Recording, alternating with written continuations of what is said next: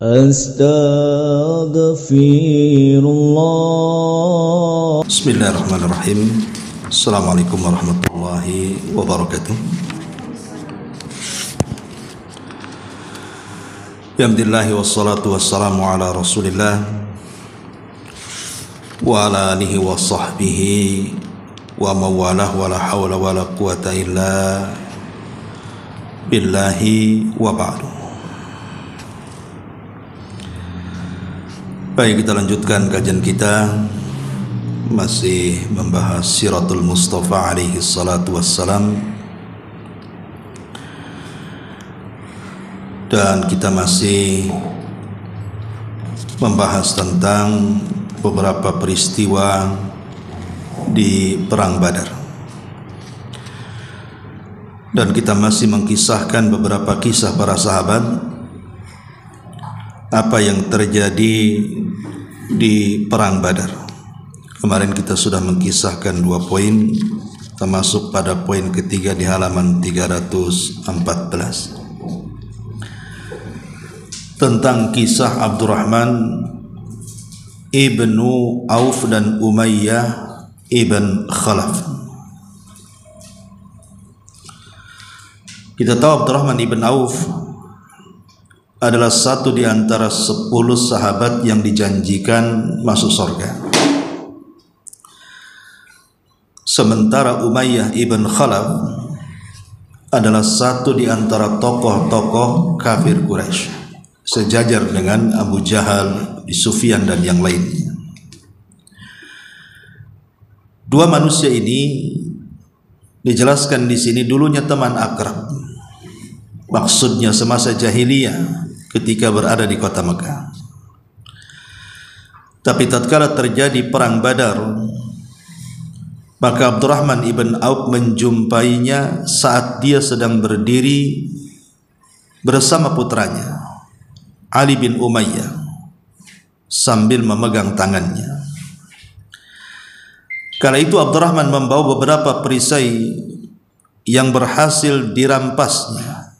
Tatkala Abdurrahman melihatnya, dia berkata, "Tidakkah engkau membutuhkanku? Aku lebih berharga dari perisai-perisai yang engkau bawa itu. Engkau tidak pernah sekalipun melihat hari seperti ini. Tidakkah kalian membutuhkan air susu?" Maksud Umayyah bahwa setiap yang menawanku, maka aku akan menebusnya dengan unta-unta yang memiliki air susu. Maka Abdurrahman pun membuang perisai-perisai yang ada padanya dan membawa keduanya berjalan. Abdurrahman berkata, "Umayyah ibn Khalaf berkata kepadaku saat aku berada di antara dirinya dan anaknya, 'Siapa lelaki di antara kalian yang memiliki tanda bulu burung unta di dadanya?' Aku berkata, 'Itulah Hamzah bin Abdul Muttalib.' Lalu dia berkata, 'Dia itulah yang telah melakukan gerakan-gerakan yang merepotkan kami.' Lalu Abdurrahman berkata, 'Demi Allah, sesungguhnya aku sedang menggiring keduanya tatkala dia dilihat oleh Bilal sedang bersamaku.' Umayyah adalah orang yang pernah menyiksa Bilal, karena kita tahu Umayyah ibn Khalaf ini tuannya Bilal ketika di Mekah. Setiap hari dialah yang menyiksa Bilal ibn Rabah, sampai kisahnya sangat masyhur. Saat Bilal diikat di batu yang sangat besar, kemudian dijemur beberapa hari dan dicambuk sampai mengalami sakarat. Kalau bukan karena pertolongan Allah, maka Bilal sudah mati. Tapi Bilal hanya mengatakan ahadul ahad, ahadul ahad, menunjukkan tentang keteguhan imannya Bilal. Makanya ketika Abu Bakar Siddiq radhiyallahu an bertanya soal penderitaan Bilal, kenapa dia sanggup menanggung siksaan itu, maka Bilal hanya mengatakan, karena saat aku dipukul dan disiksa, aku berusaha mencampur adukan antara siksaan dan kelezatan iman. Rupanya iman jauh lebih lezat dibandingkan siksaan itu. Makanya aku tidak merasakan siksaan itu. Itu menunjukkan kalau iman sudah tertanam di dada seseorang, maka seluruh penderitaan akan lewat begitu saja. Tapi kalau seandainya iman hilang pada jiwa seseorang, maka penderitaan kecil pun akan menjadi besar bagi hidupnya. Itulah yang diambil pelajaran dari Bilal ibn Rabah. Lah di sini Umayyah ibn Khalaf, sang pemuka orang-orang kafir, aku tidak akan selamat jika dia selamat. Jadi Bilal ibn Rabah ketika melihat Umayyah tuannya digiring oleh Abdurrahman ibn Auf, maka dia mengatakan jangan harap dia selamat, seolah-olah dia mengatakan seperti itu. Kalau seandainya dia selamat, maka aku yang akan membuat dia celaka. Makanya dia mengatakan aku tidak akan selamat jika dia selamat. Wajar, ini manusia, Bilal juga manusia. Walaupun dia sahabat Nabi SAW, namanya dendam itu sifat manusia. Dia masih terpikir bagaimana dulu majikannya Umayyah menyiksa dia, dan itulah kesempatan Bilal membalasnya.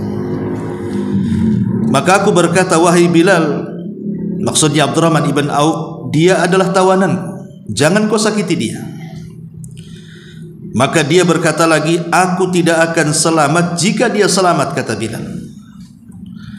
Lalu aku berkata, kata Abdurrahman, bukankah engkau mendengar ini wahai ibnu As-Sauda? Maksudnya anak wanita hitam, karena Bilal itu kan seorang budak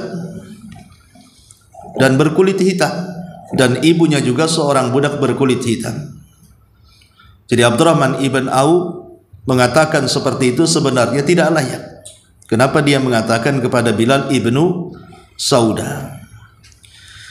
Dia berkata lagi, aku tidak akan selamat jika dia selamat, kata Bilal. Kemudian dia berteriak dengan sekencang-kencangnya, wahai pembela Allah, ada Umayyah ibn Khalaf, sang penghulu kekufuran, aku tidak akan selamat jika dia selamat. Lalu mereka mengepung kami hingga membuat kami tidak dapat meloloskan diri, sementara aku melindunginya, kata Abdurrahman.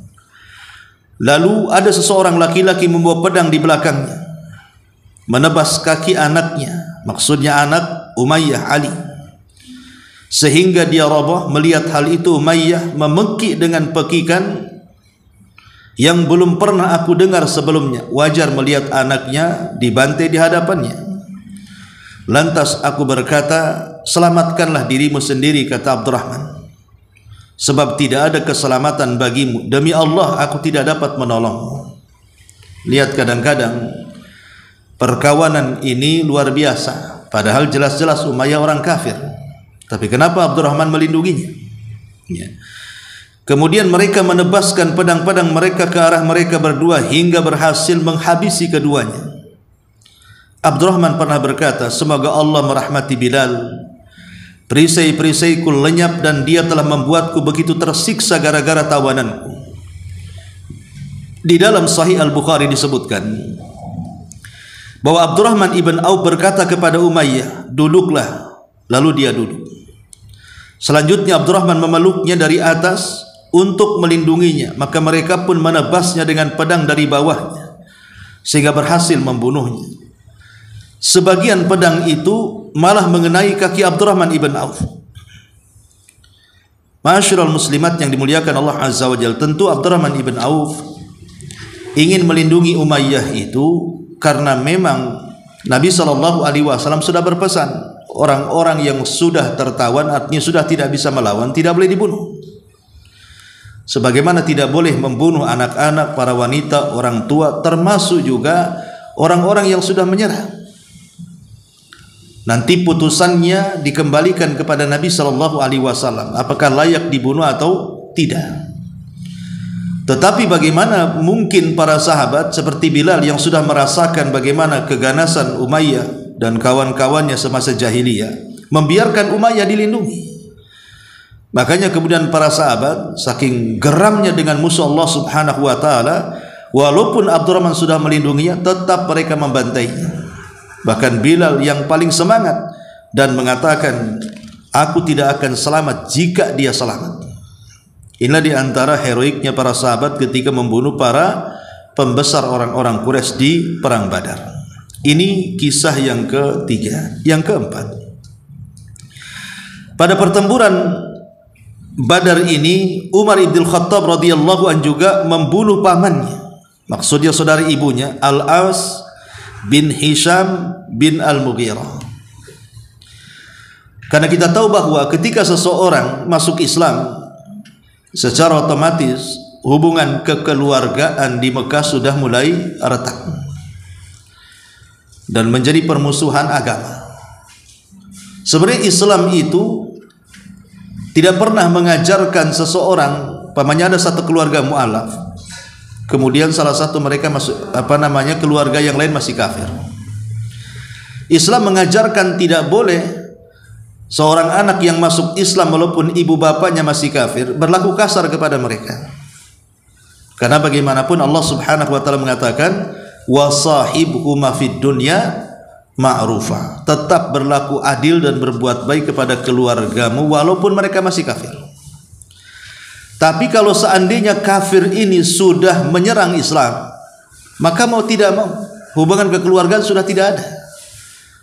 Nah, seperti Umar bin Khattab di sini, karena Al-As ibn Hisham bin Mughirah ini, saudara ibunya ini, sudah mengangkat pedang melawan Islam, mau tidak mau Umar harus membantainya.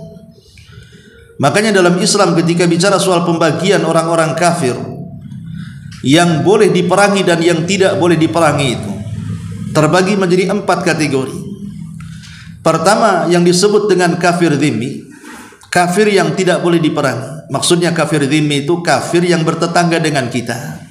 Ibu tinggal di perumahan, tetangganya orang kafir, entah Hindu, Buddha, Nasrani, pokoknya di luar Islam. Itu namanya dhimmi, karena sudah bertetangga dengan kita.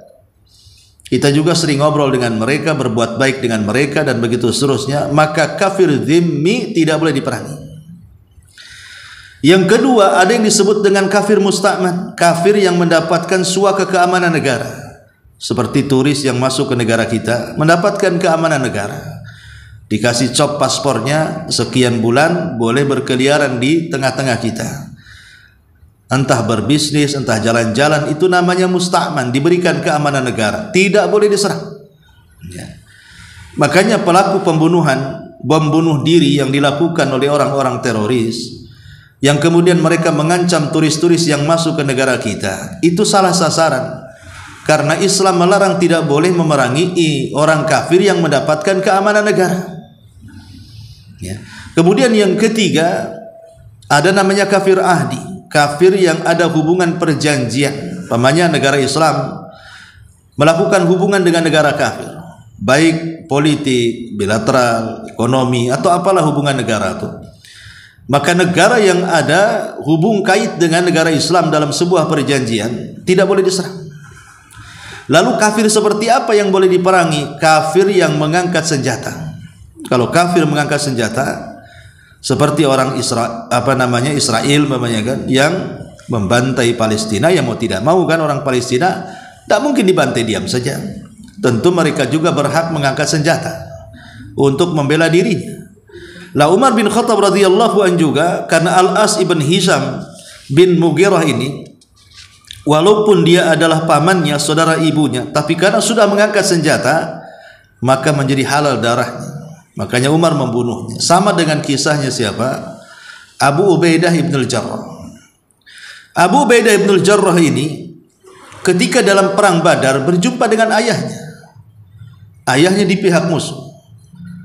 Berusaha ayahnya mengincar dirinya, tapi dia menghindar. Mengincar dirinya, tapi dia menghindar. Berkali-kali dia menghindar. Tapi ketika kemudian ayahnya berhadapan dengan Nabi SAW, tentu dia harus membela Nabi. Makanya akhirnya dia berhadapan-hadapan dengan bapaknya dan berhasil membunuhnya. Dia bunuh bapaknya. Kenapa? Karena dia membela orang kafir dan menyerang Islam. Itulah yang disebut dengan kafir harbi, kafir yang memerangi Islam boleh dibunuh. Tapi kalau tidak memerangi, seperti dhimmi ahdi atau musta'man, maka tidak dibolehkan. Ini yang keempat. Kemudian yang kelima, kisah Abu Bakar Siddiq radhiyallahu an menyeru anaknya Abdurrahman yang ketika itu masih bersama orang musyrik. Jadi Abdurrahman putra Abu Bakar Siddiq radhiyallahu an ketika masih musyrik itu ikut tergabung dengan tentara Abu Jahal, melawan Islam. Lah Abu Bakar Siddiq radhiyallahu anhu ketika berjumpa dengan anaknya Abdurrahman di pertempuran, maka di sini dijelaskan Abu Bakar menyeru anaknya Abdurrahman yang ketika itu masih bersama orang musyrik, saya berkata, mana hartaku wahai orang yang busuk? Mana hartaku yang kalian sudah ambil itu? Lihat bagaimana geramnya Abu Bakar Siddiq kepada putranya yang tidak mau dapat hidayah. Dia menuntut harta yang sudah diberikan kepada putranya. Lalu Abdurrahman berkata, tidak ada yang tersisa selain senjata dan kuda dan pedang yang akan membunuh kesesatan orang tua. Ini sekali lagi Abdurrahman ketika itu belum masuk Islam dan masih terpengaruh dengan Abu Jahal. Walaupun kemudian belakangan dia masuk Islam, Abdurrahman ibn Abi Bakar radhiyallahu anhu. Tapi lihat bagaimana ketegasan Abu Bakar dalam membela agama dan Nabi sallallahu alaihi wasallam sampai kemudian berhadapan dengan putranya. Kemudian yang keenam juga ini, manakala orang-orang musyrik melekatkan tangan dan tertawan sementara Nabi sallallahu alaihi wasallam berada di pusat komando dan Sa'ad bin Mu'ad berdiri pintu penjagaan dengan menghunuskan pedangnya. Ketika itu Nabi SAW melihat wajah Sa'ad ada rona kebencian atas apa yang dilakukan orang-orang. Maka beliau berkata kepadanya, wahai Sa'ad, maksudnya Sa'ad bin Mu'ad. Sa'ad bin Mu'ad ini adalah pemimpin Ansar, dia dari suku Aus. Sepertinya engkau tidak suka pada perlakuan orang-orang tersebut. Maka Sa'ad mengatakan, benar wahai Rasul, demi Allah, ini adalah perang pertama yang Allah kehendaki terjadi terhadap para pelaku kesyirikan.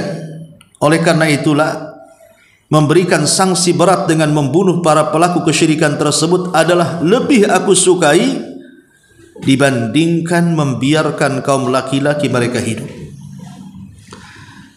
Lihat bagaimana Sa'ad ibn Mu'ad radhiyallahu an, yang merupakan pemimpin Aus yang saat meninggalnya itu arsy Allah Subhanahu wa taala bergetar. Bayangkan makhluk sebesar arsy bisa bergetar saat kematian Sa'ad bin Mu'ad ini. Bahkan turun 70.000 malaikat kemudian mengantarkan jenazahnya. Bahkan saat di kuburan Nabi sallallahu alaihi wasallam sampai mengatakan, kalau seandainya ada yang selamat dari himpitan kuburan maka Sa'adlah orangnya. Jadi saking mulianya Sa'ad di mata Nabi SAW, wajar karena memang kaum Aus itu satu kabilah masuk Islam gara-gara dia, karena dia pemimpinnya maksudnya. Bahkan setelah dia dapat hidayah, dia serukan kepada kaum Aus, siapapun yang tidak mendengar kata-kataku dan tidak mau masuk ke agama Nabi Muhammad SAW, jangan pernah satu atap di kabilahku, keluar dari sini.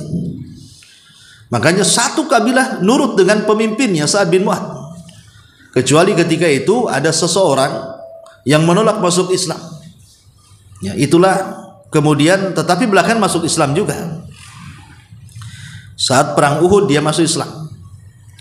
Nah, tapi akhirnya semua kabilah masuk Islam. Makanya wajar kalau kedudukan Sa'ad bin Mu'ad ini di mata Nabi sallallahu alaihi wasallam sangat terpandang sekali. Ketika Nabi sallallahu alaihi wasallam menawan banyak tawanan, sekitar 70 orang-orang Quraisy itu kan tertawan. Ya. Tapi Nabi Shallallahu Alaihi Wasallam tidak membunuhnya, malah kemudian memenjarakan, dan Sa'ad ini sebagai penjaganya. Sa'ad ini ketika melihat tawan tidak suka, maunya dibantai saja. Kenapa dibiarkan hidup maksudnya? Bukankah mereka yang memusuhi Allah dan juga musuhi Rasulnya? Kenapa dibiarkan hidup? Nah, ketegasan Sa'ad ini persis ketika Nabi Shallallahu Alaihi Wasallam meminta pandangan kepada Abu Bakar dan Umar dan mengatakan, bagaimana menurut kalian berdua tentang tawanan-tawanan itu? Umar tegas mengatakan, mereka musuh Allah, bantai saja, bunuh saja, jangan disisakan. Tapi Abu Bakar kan hatinya lembut, dia mengatakan jangan, biarkan mereka hidup. Kalau mereka ingin bebas, tebus dengan harga sekian dan sekian, dan ini menguntungkan kita, karena di antara mereka ada yang masih saudara kita, mungkin masih paman, ponakan, apa, kasihan. Walaupun kemudian Allah Subhanahu wa taala menurunkan ayat dan membela Umar bin Khattab radhiyallahu anhu, bahwa tidak layak bagi seorang nabi untuk memiliki tawanan hanya karena mencari keuntungan dunia dengan ditukar beberapa uang dinar dan dirham. Turun ayat surah Al-Anfal ketika itu. Tapi sebelum turun ayat ini, Nabi SAW memilih pendapat Abu Bakar. Yang sanggup keluarganya menebus, silahkan ditebus. Tapi yang tidak sanggup menebus dan dia bisa membaca dan menulis, maka setiap satu orang mengajarkan 10 anak kaum muslimin membaca dan menulis. Dan yang tidak bisa sama sekali, mereka harus jadi budak. Tapi setelah turunnya ayat tentang pembelaan Umar bin Khattab radhiyallahu anhu, tentu kebijakan Nabi SAW tidak mengikuti Abu Bakar lagi, tapi mengikuti wahyu yang Allah Subhanahu wa taala wahyukan kepada beliau. Ini yang ke-6. Yang ke-7, pada pertempuran itu pedang milik Ukasah bin Mihsan, ma'ruf ya Ukasah ibn Mihsan, sahabat Nabi SAW yang ketika menyebutkan 70.000 orang yang masuk surga tanpa hisab dan adab. Ketika itu Ukasah bin Mihsan bangkit dan mengatakan, ya Rasulullah, doakan aku satu di antara 70.000 itu. Maka Rasul mengatakan, anta minhum, engkau Ukasah bagian dari mereka, dari 70.000 yang masuk surga tanpa hisab dan adab. Maka semua sahabat bangkit dan mengatakan, kami juga wahai Rasul, doakan juga kami. Tapi Rasul mengatakan, sabaqaka biha Ukasah, kalian terlambat, sudah didahului oleh Ukasah. Ya, jadi Ukasah ini memang luar biasa. Ada juga riwayat tapi juga dilemahkan para ulama. Ketika Nabi SAW di ujung hayatnya, Nabi SAW pernah berkhutbah di atas mimbar. Kemudian Nabi SAW ingin melepaskan seluruh kezaliman, kalau memang ada kezaliman kepada orang, sehingga mati tidak mendapatkan dan tidak tersisa kezaliman yang pernah dilakukannya kepada orang. Walaupun tidak mungkin Rasul melakukan kezaliman, tapi Nabi SAW ingin mengajarkan para sahabat. Apa kata Nabi SAW? Man kuntu dharabtu dhahran fahadha dhahri falyaqtas minni. Siapapun yang aku pernah pukul dia, maka sekarang aku berikan kesempatan, ni pundakku, silahkan balas. Kemudian Nabi SAW mengatakan, wa man kuntu syatamtu irdan fahadha irdi falyaqtas minni. Siapa yang dulu pernah ku caci, ku maki, ku rendahkan, ku laknat, maka inilah kehormatanku, caci sekarang. Silahkan buat kisos kalian. Kemudian kata Nabi SAW, wa man kuntu akhadtu malan fahadha mali falyakhudh min. Atau dulu hartanya pernah ku ambil dan aku tidak pernah mengembalikan, nih hartaku, silahkan ambil sekarang. Nabi SAW mengajarkan para sahabatnya, kalau bisa sebelum kematian jangan sampai menyisakan dosa kepada orang. Tiba-tiba kemudian Ukasah bin Mihsan bangkit dari pojok masjid dan mengatakan, ya Rasulullah, aku akan membuat kisos denganmu, kau sudah memukul aku, katanya. Tentu sahabat berdiri semuanya seolah-olah geram dengan Ukasah, berani-beraninya dengan Nabi SAW. Kenapa dia berani mengatakan seperti itu? Tapi Rasul mengatakan, duduk, biarkan dia maju. Akhirnya Ukasah mendekat kepada Nabi SAW. Kemudian Rasul mengenalinya dan mengatakan, bukankah engkau Ukasah? Dia mengatakan, iya saya Ukasah. Bukankah aku sudah mendoakan engkau termasuk 70.000 yang masuk surga tanpa hisab dan adab? Kata Ukasah, benar. Tapi engkau yang mengharapkan adanya kisos wahai Rasul, dan aku ingin mengkisosmu. Maka Nabi SAW mengatakan, kalau begitu majulah. Ali, Fadl dan banyak para sahabat mengatakan, termasuk juga Abbas, Rasul, biarkan kami yang menjadikan ganti posisi. Kalau dia hendak mencambuk, biarlah cambuk kami, jangan mencambuk diri. Tapi Rasul mengatakan, tidak, aku yang bersalah, aku yang mendapatkan hukumannya, minggir kalian. Akhirnya Ukasah mendekat dan mengatakan, ya Ukasah, apa kesalahan? Maka Ukasah mengatakan, ya Rasulullah, dulu waktu engkau mendidik kami dalam barisan perang, barisanku tidak lurus sehingga aku mendongak ke depan. Ketika itu engkau membawa tongkat dan engkau memukul aku supaya mundur dan berbaris. Maka aku tidak terima dengan pukulan itu. Maka Nabi SAW mengatakan, kalau begitu ambilkan tongkat, kasihkan Ukasah. Diambilkan tongkat, dikasihkan Ukasah. Makin geramlah para sahabat ini. Apa maunya Ukasah ini? Memukul Rasul di hadapan umum. Ya. Akhirnya kemudian Ukasah pun hampir mengayunkan tongkatnya dan mengatakan, Rasul, aku tidak terima. Sebab waktu engkau memukul diriku, aku tidak menggunakan baju. Kau lepas bajumu, katanya. Ini kan para sahabat mengatakan makin kurang ajar nih Ukasha ini. Apa maksudnya? Kan orang dulu kan pakainya kain ihram gitu ya. Kalau mau buka baju kan tinggal buka aja kain ihramnya. Maka Nabi SAW mengatakan, oh gitu, baik akan kubuka.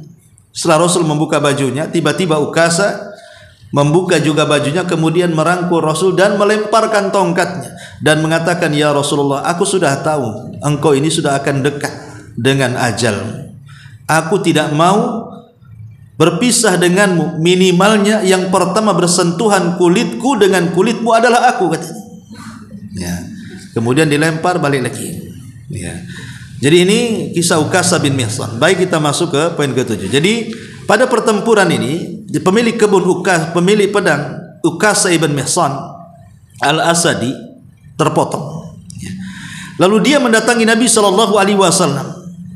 Maka beliau memberinya akar kayu seraya berkata, berpeganglah dengan ini, wahai Ukasha.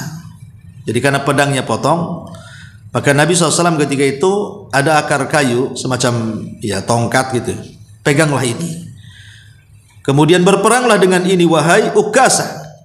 Ketika Ukasha menerimanya dari Nabi SAW, dia menggerakkan kayu tersebut dan tiba-tiba berubah menjadi sebilah pedang yang sangat kokoh, panjang, putih, mengkilat.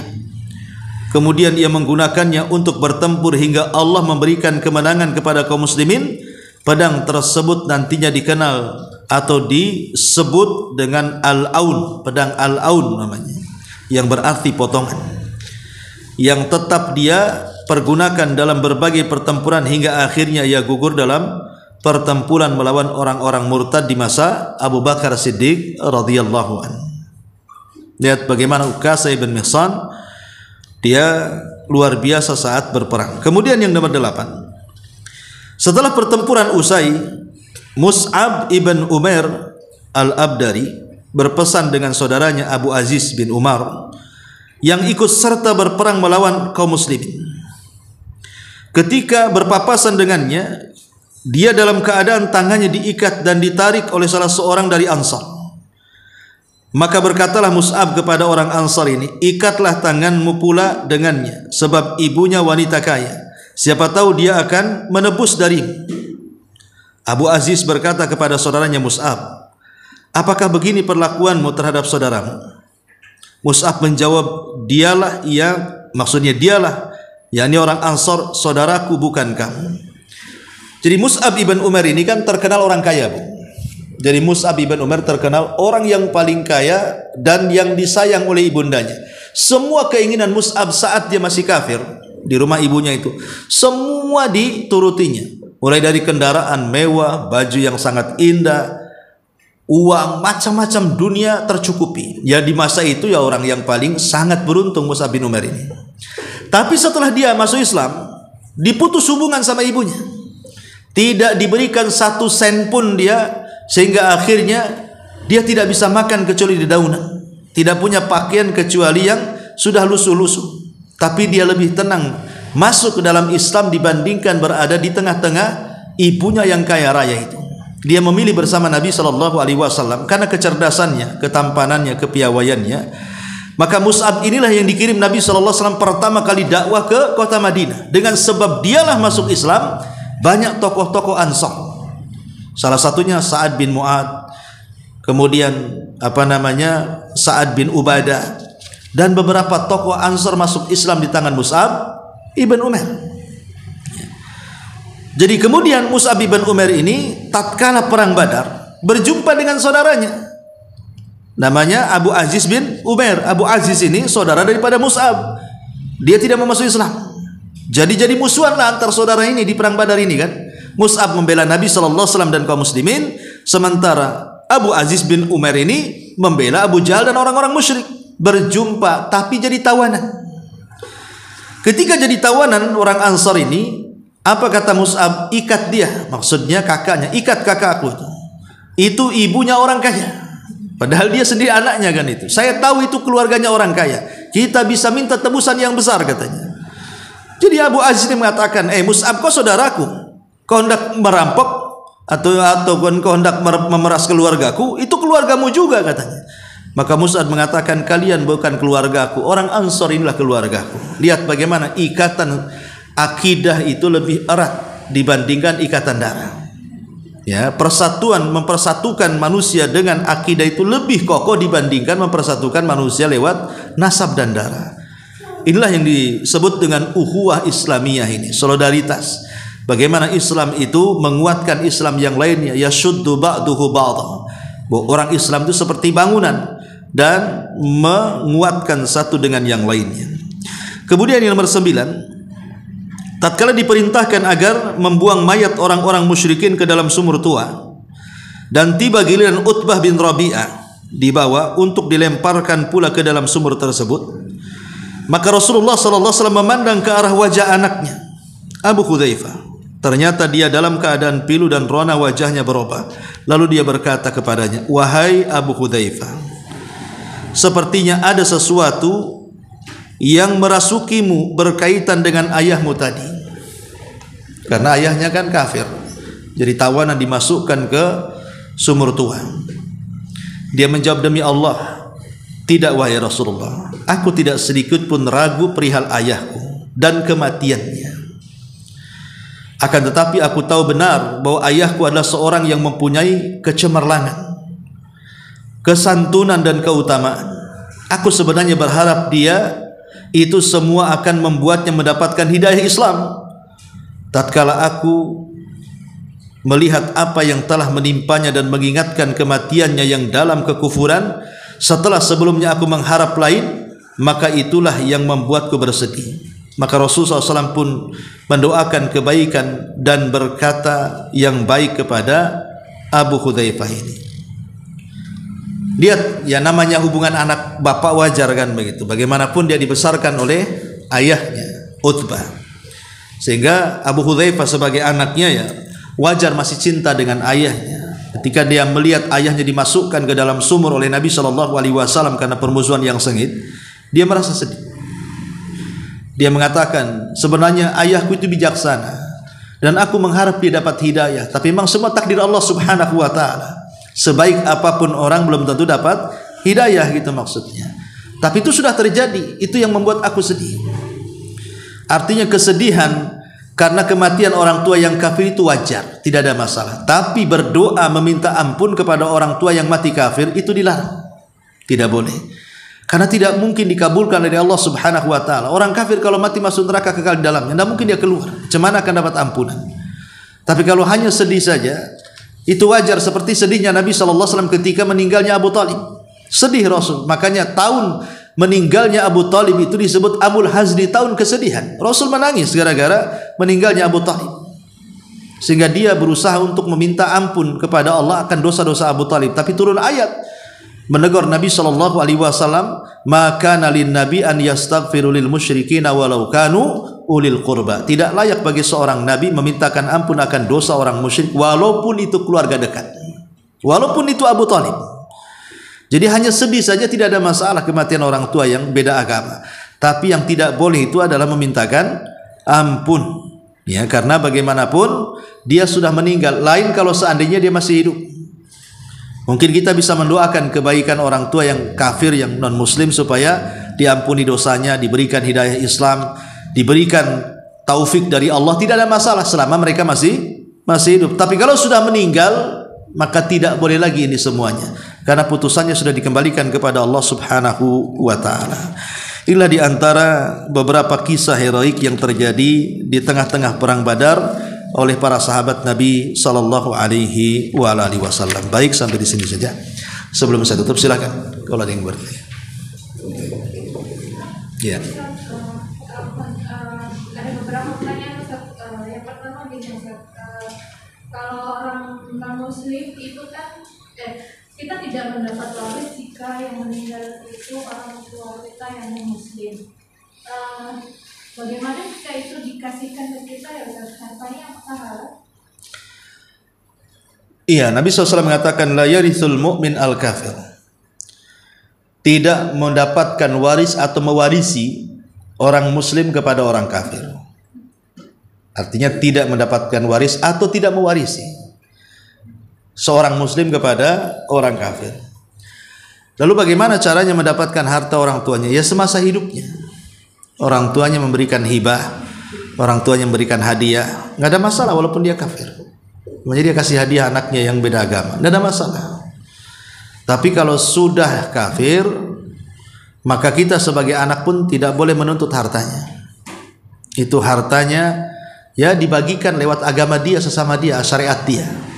Sebagaimana kita umpamanya punya harta dan kita seorang muslim, kita punya anak kafir, kalau kita meninggal dunia maka anak itu sepeser pun tidak dapat. Ya dibagi sesuai dengan syariat faraid kepada ahli waris yang lainnya. Kalau tidak ada ahli waris, ya diserahkan ke Baitul Mal untuk dikelola. Ya, jadi halalnya harta orang kafir itu selama dalam bentuk pemberian dan dia masih hidup. Kalau sudah meninggal maka tidak ada hubung kait dengan harta itu. Wallahu a'lam. Tapi kalau hartanya dikasihkan dari saudara-saudaranya gitu, maksudnya Iya, tidak ada masalah. waktu udah dibagi terus saudaranya ngasih ini memang bagianmu gitu. Apakah itu boleh diambil atau enggak? Ya diambil saja. Kalau memang itu dikasihkan oleh saudara-saudaranya, artinya kan karena kerelaan saudara-saudaranya mengasihi saudaranya yang muslim, ya tidak ada masalah, kan itu kan kerelaan mereka. Tapi kalau kita yang menuntut, tidak ada hubung kait, ngapain menuntut? Kita nggak ada hak dengan dia. Ya cukuplah kekafiran dia itu membahayakan, buat apa hartanya? Ya. Kenapa kemudian bicara soal harta, dia nggak kasihan ibunya atau bapaknya masuk neraka? Kok disibukkan mencari hartanya? Semasa hidupnya kenapa tidak mendakwai umpamanya kan? Itu pun aneh juga, ketika mati malah minta hartanya. Makanya dalam Islam itu terputus antara warisan. Tapi kalau hanya diberi ada masalah saudara-saudaranya, nggak ada hubung kait karena kerelaan dia memberinya. Wallahu a'lam. Yang kedua, apakah sholat Jumatnya sah atau tidak jika imam saat imam dan khutbah itu saat mengatakan kalau semua agama itu sama. Jadi dari beliau itu menjelaskan kita itu diciptakan oleh Tuhan yang sama. Jadi manusia itu semua sebenarnya agamanya sama. Jadi seperti itu pemahaman. Kalau yang dimaksud agama sama dalam zamannya tidak ada masalah. Jadi Islam, Yahudi, Nasrani itu sama agama, maksudnya sama-sama turun dari langit.